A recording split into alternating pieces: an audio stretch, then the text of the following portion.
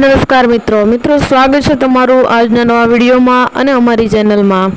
મિત્રો તમે બધા જાણતા જ હશો કે ગણેશભાઈ ગોંડલ અને રાજુભાઈ સોલંકી વચ્ચેનો વિવાદ લગભગ 3.5 થી 4 મહિના થઈ ગયા ત્યારથી ચાલ્યો આવે છે।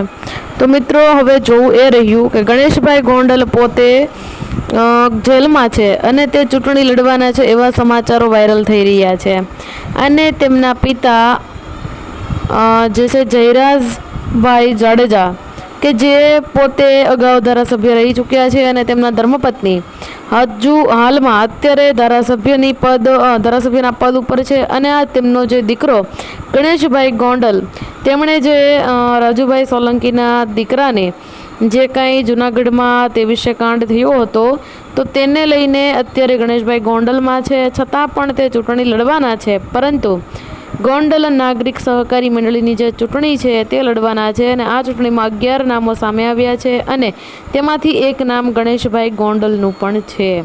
તો મિત્રો જે જયરાજભાઈ જાડેજા છે તેમનો દબદબો હજી પણ દીકરો જેલમાં હોવા છતાં પણ એવો ને એવો જ છે। તો આ વિશે તમારું શું કહેવું છે કમેન્ટ કરીને જરૂરથી જણાવજો અને આવા જ સમાચાર સાંભળવા માટે અમારી ચેનલને અત્યારે સબસ્ક્રાઈબ કરી લેજો। જય હિન્દ, જય ભારત।